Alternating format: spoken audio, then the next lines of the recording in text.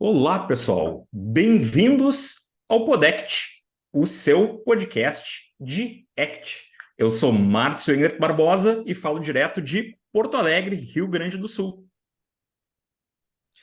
Eu sou. Olá, eu sou, Ju- eu sou Quem Juliana, sabe faz ao vivo. Vamos lá. falo do Rio de Janeiro. E fala aí, João. Ah, assim fica mais fácil, né, gente?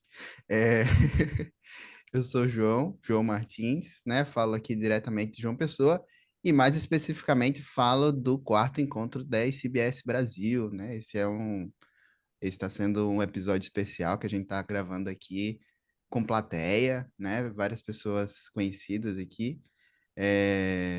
Vou, inclusive, sugerir para o pessoal, quem tiver à vontade, quem não estiver almoçando, né? Que pode abrir a câmera, pode ficar à vontade. E que também a gente tem algumas perguntas que a gente já trouxe de casa, né? Para discutir um pouquinho, para conversar com vocês hoje. Mas que vocês também podem ficar à vontade para enviar perguntas para a gente pelo chat, né? Então, pessoal que está aqui ao vivo, fiquem à vontade. A ideia é que a gente possa fazer isso de forma bem interativa, né, Márcio?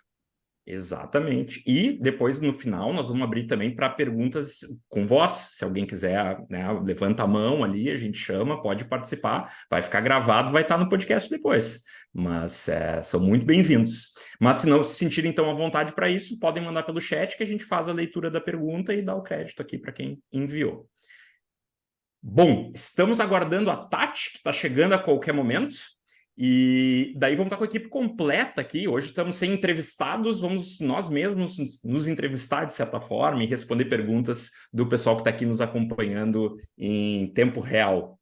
Mas, João, antes da gente ir para isso, diz para o pessoal que está nos encontrando pela primeira vez aqui no quarto encontro da ACBS, onde é que eles nos encontram, como é que eles assinam o Podect.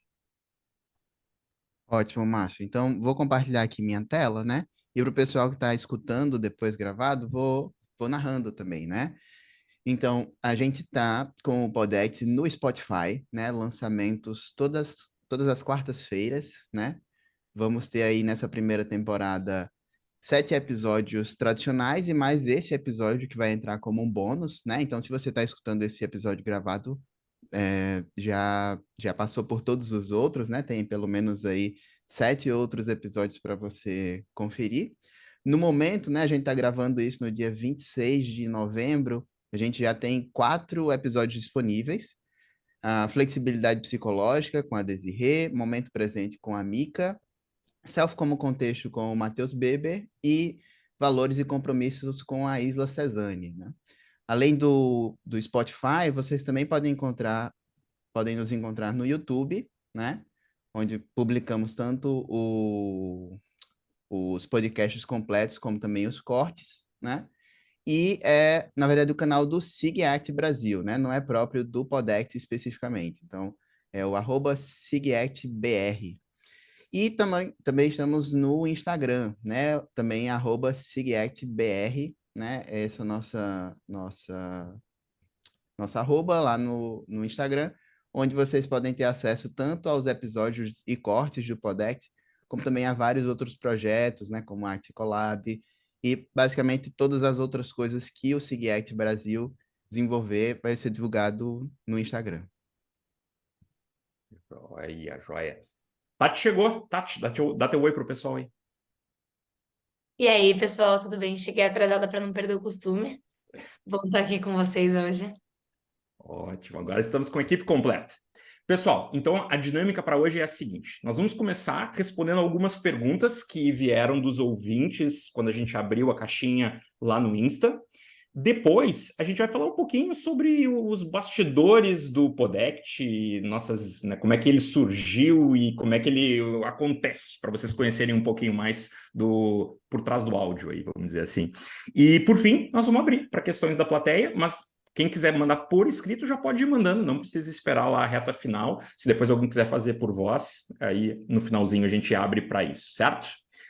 Beleza. Então tá. Então vamos começar com uma pergunta que veio através do Psi Eusiário. Eusiário está aqui em tempo real com a gente também hoje. É o E famoso Elzer. Elzer, joia. Então, o Elzer nos perguntou sobre ACT. É raro ver um reconhecimento dela nas faculdades e outros locais. O que vocês acham disso? Tati, começa aí. Então, quando eu me formei na graduação, a gente teve, a universidade que eu fiz, a gente tinha mais matéria da psicologia social, assim, até da psicanálise do que da análise do comportamento, propriamente dito, apesar de eu ter tido professoras maravilhosas de análise do comportamento, que são super referências aqui em São Paulo. Eu me lembro de ter tido uma matéria que pincelou, assim, as contextuais, falou um pouquinho de FAP, mas, assim, muita pouca coisa. E eu fui descobrir que a ACT existia, acho que uns 2 anos depois de formada. Então, me dói ver que as contextuais ainda não são tão faladas, porque eu acho que, além disso, elas tiram a cara da análise do comportamento de ser tão dura, né, que é o preconceito que as pessoas das outras áreas têm com a análise do comportamento. Então, eu acho que seria muito rico, sabe, a gente ter uma matéria, talvez uma disciplina só de contextuais dentro das disciplinas de análise do comportamento. Eu acho que faria a ponte muito bem com o pessoal das outras áreas que depois crescem e começam a publicar artigos no jornal falando que a análise do comportamento não é profunda, sabe? Então, até pensando nos middle level terms, eu acho que ajuda a fazer essa ponte, sabe, com a galera que não é estritamente da comportamental. Então, eu acho que falta ainda, eu acho que a gente peca um pouquinho de não ter gente da análise do comportamento que trabalha muito com contextuais, dando uma matéria de contextuais dentro das universidades. Eu sei que algumas universidades têm, então eu tenho visto recentemente pessoas recém-formadas falando, estudei arte, meu professor do TCC propôs um tema sobre arte, então, não sei, talvez os alunos que aprofundam mais vão fazer IC dentro da análise do comportamento, ter um pouquinho mais de contato, às vezes a área de pesquisa do próprio professor, mas eu sinto que na grade curricular das graduações a gente ainda peca um pouco por não falar das contextuais, não falar de arte, não ensinar para os alunos o que quer, sabe? Não mostrar um hexaflex, não conversar um pouquinho sobre isso. Eu acho que seria muito legal até para é isso, né? Para aproximar as pessoas da análise do comportamento, porque a gente vê isso, né? O tipo de aluno que é apaixonado pela análise do comportamento, vê a primeira aula, já é cativado, já vira um analista do comportamento, já compra o próprio rato para ter estimação em casa. E os que não vão completamente pro lado contrário e uma galera não fala com a outra. A gente fica naquele fla-flu bem brasileiro, né? E, e eu acho que as contextuais tiram um pouquinho isso, sabe? Fazem um pouco a ponte. Então eu fico com a sensação de que seria tão, tão, tão rico e tão gostoso poder ter disciplinas disso, falar um pouco mais sobre isso, sabe? O que você acha, João?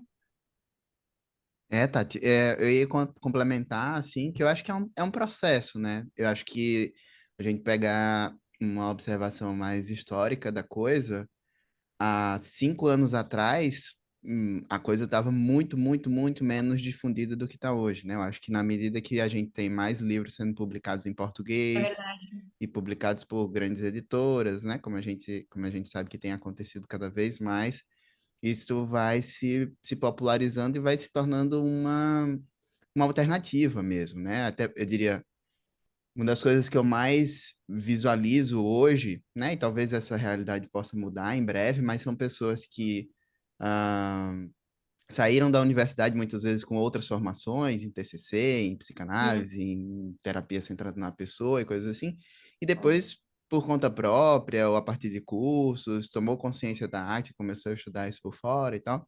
E eu acho que meio que é esse o nosso momento histórico, assim, né? Do tipo, tem muitas pessoas já interessadas em arte, mas ainda não o suficiente para ela estar tão Uhum. enraizada nas grades curriculares e coisas assim, né? Talvez a gente esteja no meio do processo para isso, né? E para quem não conhece assim o processo pelo lado de dentro, dizer também assim que esse é um processo complicado, né? Não é simplesmente chegar lá e dizer, agora eu quero inserir uma disciplina de contextuais no currículo, né? Na PUC, onde eu trabalho, estou licenciado esse ano, mas eu sou professor lá há 13 anos, a gente tem aulas de modelos contextuais dentro das disciplinas de TCC. E A disciplina comportamental, de base, assim, é uma disciplina do primeiro semestre, né? É totalmente fora do razoável inserir as contextuais naquele contexto. A gente acaba conseguindo incluir em outro. Mas, claro que eu, particularmente, adoraria ministrar uma disciplina de contextuais. Agora, para essa disciplina entrar no currículo, alguma tem que sair. E aí tu tem um jogo, vamos dizer assim, que é político, de certa forma, assim, né? Ninguém quer que a sua área tenha diminuição. E a gente tem que ficar revisando esses currículos com bastante frequência e fazer esse ajuste é bastante complicado, sabe? Porque uma das coisas que eu escuto muito, assim, olhando o Instagram de diversas pessoas, assim, eu vou te ensinar o que a faculdade não te ensinou, né? É uma chamada pop essa, né? Assim, chama atenção. E claro, que a faculdade não vai conseguir ensinar tudo que existe na psicologia, assim, sabe? É bem complicado. Ao mesmo tempo que, claro, né, cabe a nós fazer esse tipo de momento, se inserir academicamente, né? Essa é a primeira coisa, porque se a gente não estiver lá, não vai abrir espaço, mas também ir aos pouquinhos construindo esse espaço, que é uma construção política e geralmente gradual, como o João disse. Gil. Queria complementar só também, trazendo um pouco da experiência do Rio, né, daqui do Rio de Janeiro, que eu fiz PUC aqui e quando assim eu conheci vocês, até ampliou assim a minha visão que em outras faculdades vocês estão mais próximos de matérias de dentro das contextuais, da TCC, porque aqui no Rio é muito voltado ainda para psicanálise e houve uma mudança recente no currículo, pelo menos da PUC, né? Mas ainda assim eles puxaram, me parece, para neurociências. Hoje tem até um braço assim, só da neurociência. Mas aqui a gente, eu sinto que assim a gente está bem distante ainda, assim, das contextuais, da própria análise do comportamento, então nem se fala, assim. Então é bem diferente aqui ainda. Pessoal, essa pergunta é excelente, só ela dava um podcast inteiro aqui, né? A gente podia desenvolver ela mais e mais, e quem sabe a gente faz isso num outro episódio. Mas eu queria trazer atenção um pouco para algumas outras questões que apareceram. O LR Sampaio 97, Lucas Sampaio, ele fez uma pergunta ampla, mas super legal também, algo que a gente não tem até aqui falado muito na temporada, que é sobre RFT. Se a gente poderia explicar um pouco mais sobre RFT. Certamente não vai dar para a gente explicar muito mais no tempo que a gente tem hoje, mas eu pensei, João, de repente deixa uma referência ou uma provocação, né, que possa ajudar aí o Lucas a se direcionar para isso e quem está nos ouvindo e que tenha interesse em conhecer um pouco mais sobre. Sim, sim, né? Eu acho que da última vez que eu tentei falar sobre RFT de forma bem breve, eu queria falar em uns 3 minutos e eu acabei falando uns 15. Então, é um tema muito vasto, assim, complexo, difícil, muitas vezes, de se detalhar, né? Eu acho que o mais importante é compreender que a RFT é uma perspectiva sobre a linguagem, e quando a gente fala linguagem aqui, a gente não está falando só da linguagem falada, de palavras, óbvio que isso está incluso também, mas basicamente é a ideia de relação entre estímulos e relações que acontecem de forma arbitrária, de relações simbólicas, né? Ou seja, coisas que são próprias da capacidade humana de relacionar coisas, né? E que a partir dessas relações, né, que a gente pode ser apresentado a certas relações, vão surgir também relações derivadas, né? Então, para dar um exemplo aqui simples para vocês, né? Eu digo, por exemplo, o Márcio é mais velho do que eu, né? Então eu digo, o Márcio é mais velho do que eu. E, naturalmente, por nós sermos humanos verbalmente competentes, né? A gente já está em contato com essa linguagem há muito tempo. É muito natural que as pessoas derivem uma relação que se complemente a essa, né? Então, se o Márcio é mais velho do que eu sou mais novo do que o Márcio, né? Então, é um tipo de relação que vai aparecer aí, é o que a gente chama de implicação mútua, né? Imagina que eu digo, o Márcio é mais velho do que eu e a Tati é mais nova do que eu, né? Quando eu digo a Tati é mais nova do que eu, também tem uma outra relação que emerge aí, que é eu sou mais velho do que a Tati. E aí a gente vai começando a complexificar as coisas. E também surge duas novas relações, né? Que dá pra gente imaginar, que é o Márcio é mais velho do que a Tati e a Tati é mais nova do que o Márcio, né? Então, essas relações, ainda que eu não tenha em nenhum momento relacionado diretamente o Márcio e a Tati, essas relações vão surgir e são chamadas aí de implicação combinatória, tá? E percebam que eu ofereci 2 relações e a partir disso a gente tem no total de 6 relações, ou seja, temos 4 relações derivadas que apareceram aí. Mas não é só isso, né? Porque se eu digo para vocês, por exemplo, algo que eu não acredito, tá? Mas só para fazer sentido no exemplo. Pessoas mais novas têm mais condicionamento físico, né? E aí eu atrelo isso às relações que eu já tinha estabelecido antes. Eu associo que a Tati tem mais condicionamento físico do que eu, e eu tenho mais condicionamento físico do que o Márcio. E se eu atrelo a condicionamento físico algo positivo, eu posso dizer, nossa, a Tati está em condições muito melhores do que o Márcio, né? E isso tem uma valência atrelada a ela. E eu estou dando um exemplo aqui super rápido e improvisado, assim, né? Mas eu acho que através desse estudo, dessas diferentes relações que podem existir, aqui eu trouxe mais relações de comparação, mas tem relações de igualdade, relações de hierarquia, relações deíticas, né? Então, quando a gente fala de eu, isso por si só já carrega uma série de relações. E é sobre isso que a RFT se debruça em nível de ciência muito básico, né? Então, é o tipo de coisa que é estudado em laboratório, com bastante controle e tudo mais.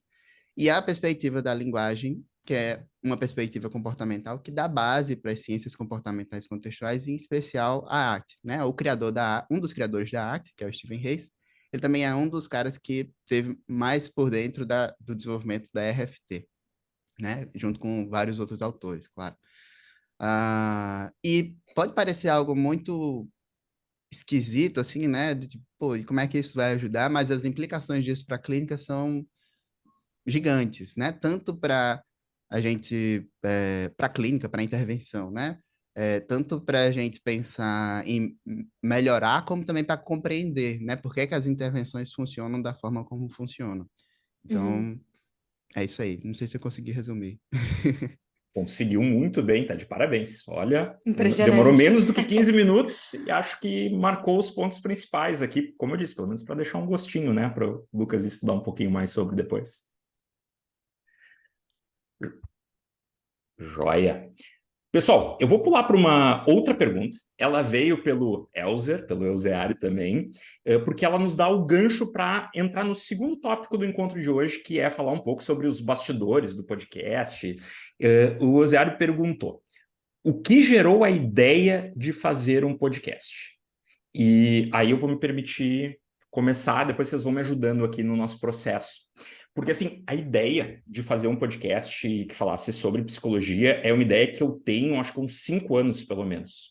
Eu fui, uns anos atrás, conversar com um amigo que já tinha na época e tem até hoje um podcast, para que ele me ensinasse o básico, assim, como é que eu faço para botar um podcast no ar. Porque rádio é tipo uma tradição de família, assim. Na minha família, todo mundo adorava rádio, né? Meu pai ouvia muito rádio, meus irmãos escutam até hoje. Eu escutava até uns anos atrás, quando eu abandonei o rádio e substituí eles por podcasts, né? Eu descobri que eu posso ouvir só as pessoas que eu quero, falando só sobre os assuntos que eu gosto, e não o que o pessoal tá a fim de, né, acha que é relevante botar naquele momento na rádio. E então, assim, o meu pai não estudou jornalismo, mas ele gostaria de ter estudado. E já quando estava mais no final da vida dele, participava de uns programas de televisão locais aqui, enfim. E o meu irmão mais velho, acho que estudou 1 ano de jornalismo, mas em paralelo com direito, e depois ele acabou seguindo o direito e não o jornalismo. E até eu decidi, no último ano do meu ensino médio ali, fazer psicologia, eu achava que eu ia fazer jornalismo. Então eu sempre gostei muito, assim, e os podcasts fazem parte da minha vida hoje, e eu pensava em fazer algo sobre isso. Só que eu não tinha nem ideia de como fazer. Aí eu fui aprender, aí eu, bom, vamos brincar para testar, para ver como é que isso funciona. Aí eu fiz um podcast sobre um hobby, um jogo que eu jogo, enfim. Fiz 2 temporadas dele, e em formatos diferentes. E foi aí que surgiu a ideia de fazer este podcast, porque eu pensei, eu não tenho condições de tocar um podcast sozinho, de jeito nenhum.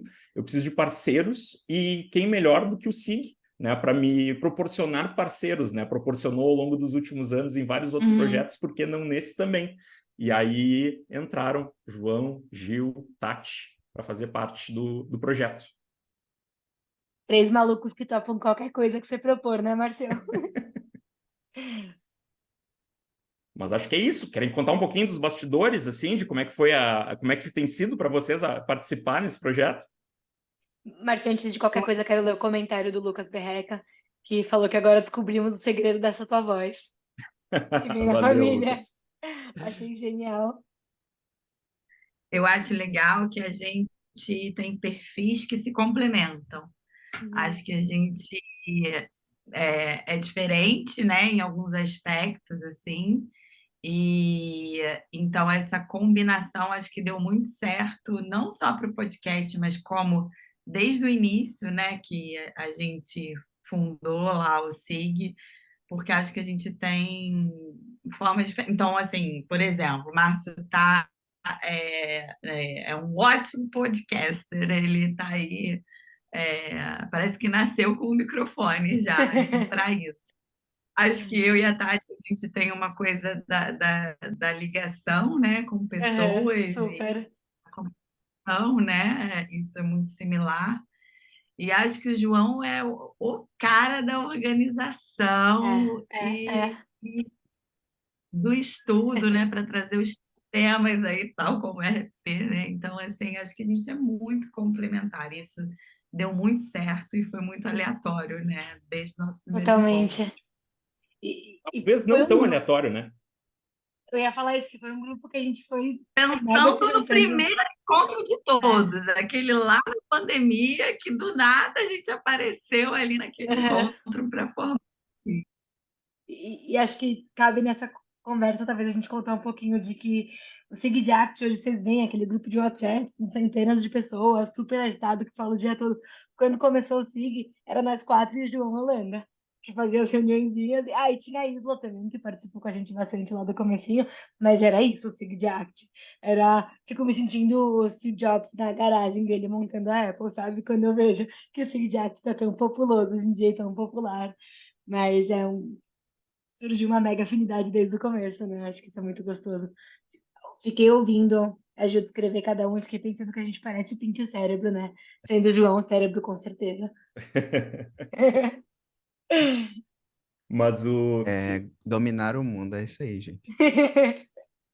Mas não é por acaso, assim, né? A Tati foi a primeira coordenadora do SIG Act. Eu fui o primeiro coordenador passado, acho que é o primeiro caso de uma pessoa que, sem ser coordenador, virou coordenador passado.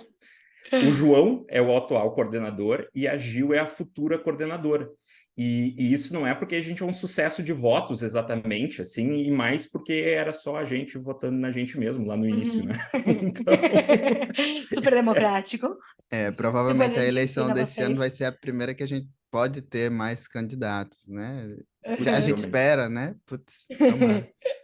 Possivelmente. E era um processo, né, no qual várias pessoas circulavam, assim, participavam dos encontros. Eu tô brincando, na verdade, nessas eleições tinham outras pessoas votando, mas muitas vezes eram pessoas que estavam ali pela primeira vez ou que participavam 2, 3 vezes e depois não davam seguimento, né, em nenhuma participação mais frequente, assim. E nós, e o João Holanda, que não participa desse projeto, mas de vários outros projetos do SIC, que estávamos ali nos primeiros anos mais ativamente trabalhando nos projetos, nas coisas que a gente estava propondo, assim, né? E hoje a gente tem, então, esse grupo de WhatsApp que tem centenas de pessoas e que também, quando foi criado, ficou em silêncio por muito tempo, até que ele, hoje, cumpre o seu propósito, assim, a sua ideia inicial, né? Que era troca de informações, pessoas se ajudando, né? Falando sobre ACT no dia a dia, quando podem, quando tem tempo, quando tem dúvidas. Hoje tem até discussão sobre Crocs e fogo no parquinho. Então, para quem curte o fogo no parquinho, eu recomendo esse grupo. Exatamente. Rolam polêmicas por O ali, Crocs né? da Ju. Audiodescrição agora. Gil segura um Crocs. Com E mostra trelicinhos na câmera, né? coloridos. Exatamente.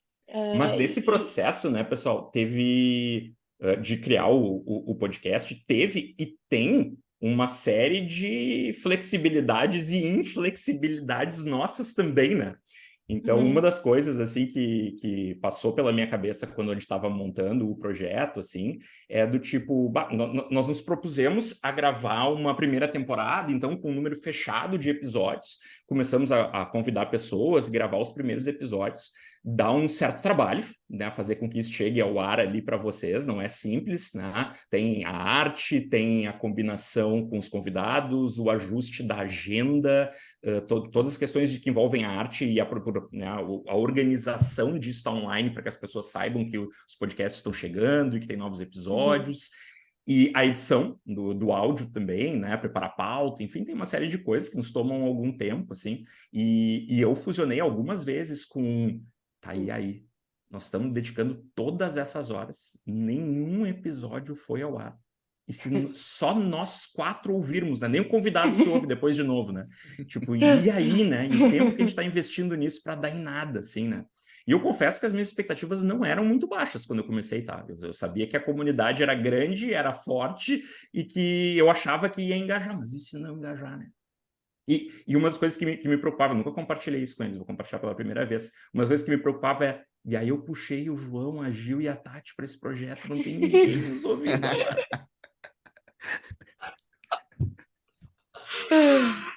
Reladora, hein, Márcia? Essa a gente não sabia. E aproveitando que você contou da tua fusão, eu vou contar da minha fusão com esse podcast, tá bom? Eu faço muita piada e eu sou, sabe, eu era aquela a piadista da classe e meu maior medo é ser cancelada. É, sabe, é falar, fazer uma piada idiota que pega mal e às vezes pega mal mesmo. Justo ontem eu ofendi minha mãe com uma piada e eu tive que pedir desculpas depois. E ela falou, é verdade, não foi legal essa piada que você fez. E ao ar e depois não tem mais como tirar, sabe? E aí eu conto que eu já sonhei que eu fui cancelada num grupo no Facebook que tem, tipo, 4.000 mães, e eu chorava o sonho inteiro desesperada que eu fui cancelada. Então, pois é, gente, se eu falar alguma besteira, porque controle inibitório não é meu forte. O Lucas Berreca disse que se identificou muito aqui. É difícil, né, Lucas? Gil, João, vocês Muito. tiveram também fusões por aí ou outras Sempre, inflexibilidades né? ou flexibilidades? Sempre, né?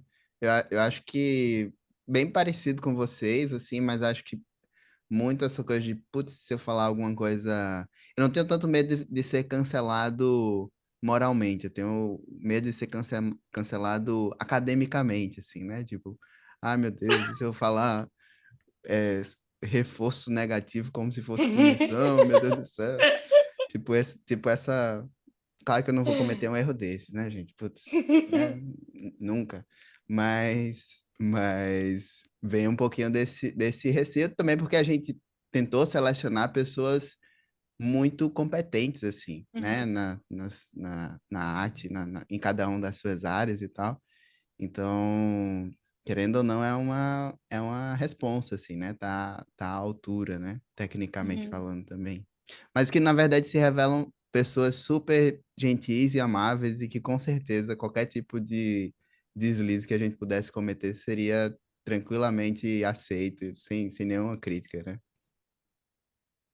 E, assim, eu vou falar de uma coisa que eu tenho percebido também, mas primeiro eu vou falar de mim, que o que atrapalha para mim, eu acho que principal é a síndrome do impostor. Eu tenho uma dificuldade nesse sentido, me trabalho muito nesse sentido, para ser mais compassiva comigo mesma, e eu acho que isso, o project chega num momento em que eu me coloco mesmo nesse desafio para tolerar essas sensações, né? Não é fácil mesmo, a gente se propõe a se expor, né?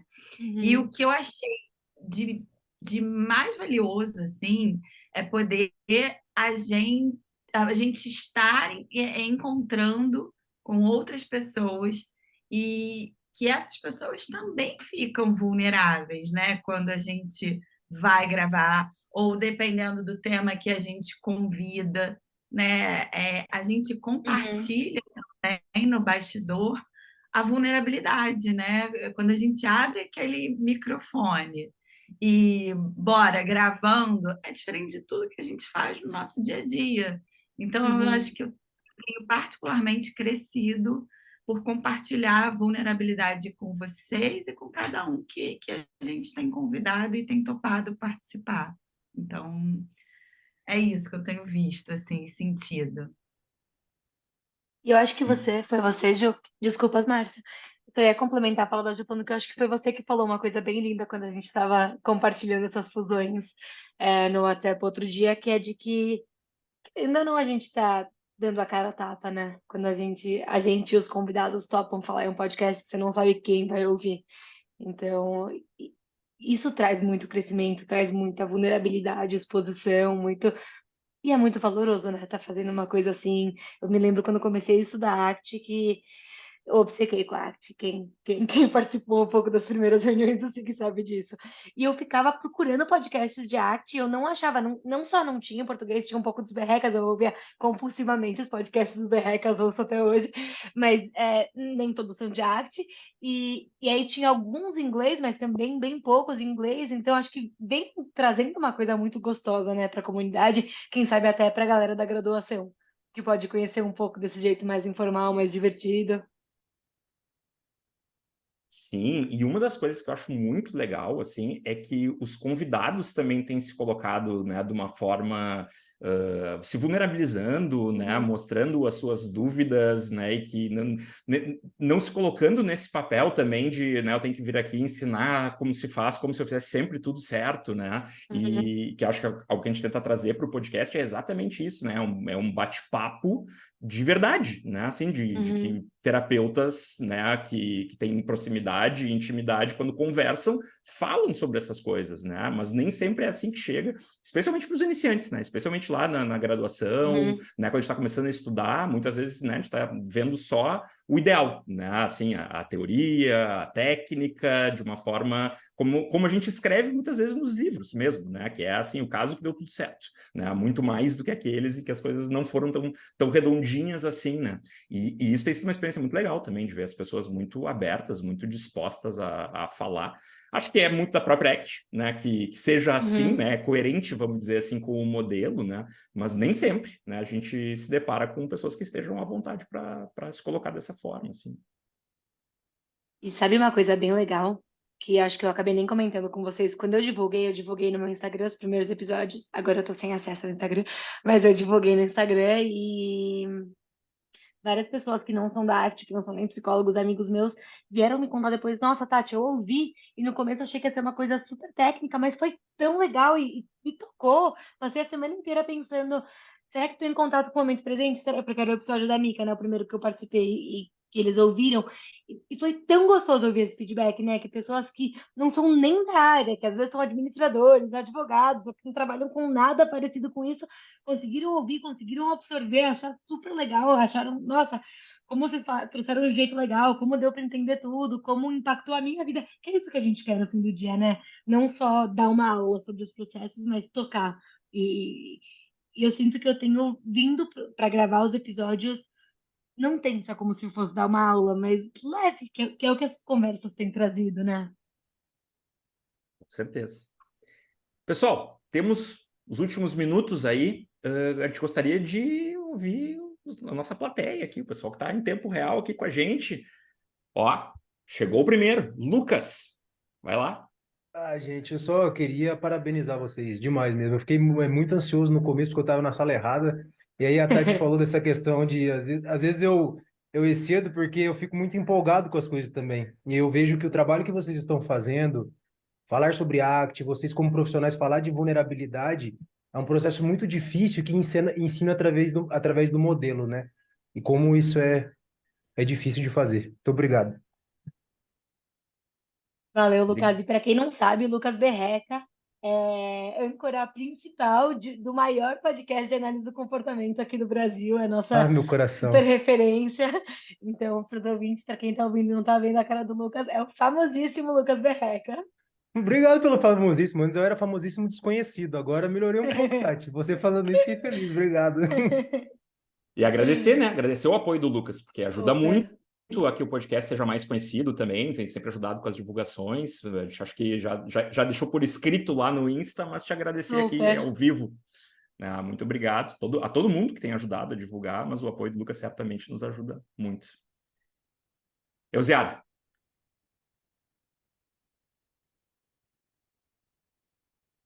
E aí, pessoal, vocês estão me ouvindo bem? estamos. Então, dizer primeiro que eu sou muito fã do Project, assisto sempre que sai o episódio, e fazer uma pergunta, da onde vocês tiram os temas, por exemplo? Da onde vem a ideia? Tipo, vamos falar sobre isso e tal pessoa que vai falar sobre isso. Quem quer responder? Bom, os temas dessa primeira temporada, na verdade, eles foram escolhidos pensando mesmo nos processos básicos de flexibilidade psicológica, né? Então, a gente pensou em fazer um episódio para cada um dos 6 processos, apenas valores e ações comprometidas que foram unidos num único episódio, né? E aí a gente tem um um episódio introdutório, né, que foi o caso Desirê, falando sobre flexibilidade psicológica no geral. E a gente vai ter um último episódio, já pode dar spoiler? Acho que sim, né?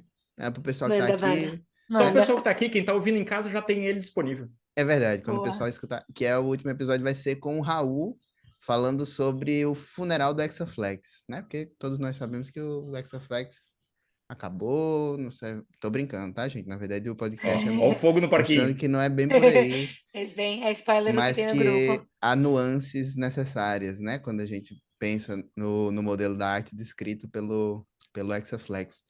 Esse vai ser o nosso último episódio da primeira temporada. E para as próximas temporadas a gente já tem ideias de temas, né? E aí a gente vai começar a pensar numa coisa mais aplicada, assim, talvez, a contextos específicos, né, gente? Querem dar algum spoiler, assim, de... Eu queria, na verdade, complementar a sua resposta para o Ezeário, que me perguntou também como é que a gente pensa na pessoa e relaciona com o tema.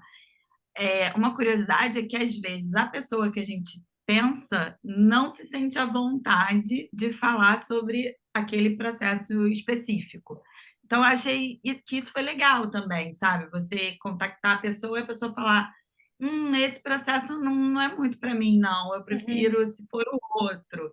Então, às vezes, não sai muito como a gente imagina, sabe?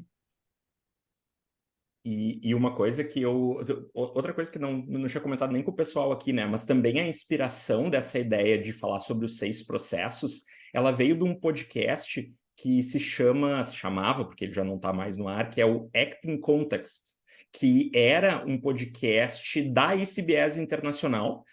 Ele rodou por uns anos, acho que ele teve umas 2 temporadas, mas já tá fora do ar aí há algum tempo. Acho que vocês até encontram se vocês procurarem os episódios antigos, né? Mas eles não têm novos episódios já há alguns anos. E quando eu comecei a ouvir esse episódio, eles estavam gravando. Eu comecei a ouvir desde o primeiro, né? E eles gravavam nesse formato, assim, né? Trazendo pessoas para falar sobre cada um dos processos. E eu adorei ouvir aqueles, né, episódios, enfim, depois eles foram trazendo outros temas, outras coisas. Então a ideia foi inspirada, né, neles, para não dizer plagiada, porque é meio feio, daí, né, meio complicado, né? Mas então a gente trouxe essa ideia dos tópicos daí, né? E ao mesmo tempo estourou lá no grupo do WhatsApp, em algum momento, uma discussão sobre um post do Raul sobre o Exaflex e o fim do Exaflex, e aí a gente pensou, não, vou fazer um podcast sobre isso também, vamos chamar o Raul. Então esse podcast vem aí no fim dessa temporada para fechar com chave de ouro, mas não se assustem, né? Não é terminar com a Act, Lucas Berreca. Sensacionalismo? Não, calma, a gente tem medo de ser cancelado. Então a gente vai discutir um pouco com o Raul a questão dos ganhos e das limitações do trabalho com o Exaflex e outros formatos que a gente pode pensar para trabalhar a Act, assim. Mas a nossa ideia é que venha mais por aí. Nem dá para dar muito spoiler depois da segunda temporada, porque a gente ainda não sabe. A gente tem uma lista, a gente tem uma planilha com sugestões. Ontem eu acrescentei 2 novas. A gente já tem umas 25 sugestões de temas e pessoas, e não temos perna para gravar tudo isso. Nós vamos gravar alguma coisa daquilo ali, ou de outras coisas que a gente vai pensar até lá. Sim, e aí, só complementando também, Márcio, falando um pouquinho sobre o futuro, né? O modelo de lançamento do Podect provavelmente vai seguir isso de temporadas com mais ou menos 8 episódios, né? A gente já conversou um pouquinho sobre isso. Provavelmente é o que funciona mais pra gente, né? Porque no final das contas é um trabalho que fazemos voluntariamente, né? Não tem um rendimento e a gente precisa viver também. Então, vai ter esse pacing aí de a gente fazer mais ou menos 8 episódios, ter um intervalo aí de mais ou menos uns 2, 3 meses. Então, no primeiro semestre de 2024, a gente já vai ter a segunda temporada, provavelmente, se tudo der certo, né? Mas aí até então, vamos seguir esse modelo, né? Isso aí. Pessoal, nós estamos nos aproximando do final do episódio. Temos 5 minutinhos para fechar aí.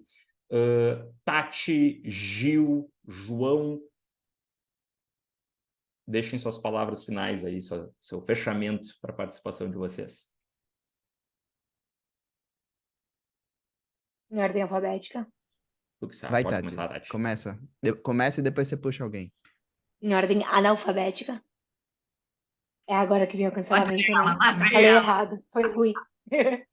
Bom, gente, muito obrigada. Sou a Tati. Vocês me encontram no Instagram, @TatianaCoabCafife. Vocês não me encontram agora no Instagram porque eu não tenho maturidade para ter fim do ano em Instagram. Todo mundo sabe disso ultimamente. Mas no começo das férias eu volto. João, com você. Valeu, Tati. Né? Então, eu sou João Martins no Instagram, vocês podem me encontrar lá. Vou aproveitar, eu acho que eu já fiz isso no episódio do Raul, mas como esse vai vir depois do Raul, né? Então eu já vou dizer assim, de novo, Feliz Natal, Feliz Ano Novo, né? Que todo mundo tenha um final de ano bem massa, bem tranquilo, né? E se ainda não assistiram todos os episódios que já saíram, vejam, né? Acho que todos são episódios muito legais, né? A gente fez com muito carinho, muito cuidado. E, né, não tem episódio ruim, então todos são excelentes. Gil. Bom, gente, adorei estar aqui com vocês mais uma vez. Estou lá no Instagram também, PC, Juliana Nasser. Estou no grupo do WhatsApp do SIG fazendo campanhas para uso do Crocs também, vocês me acham. E foi muito bom estar aqui. Venham com a gente, tem sido muito gratificante fazer parte desse projeto, vendo a utilidade dele para muitas pessoas. Então, estejam com a gente, que é ótimo estar aqui fazendo isso com vocês.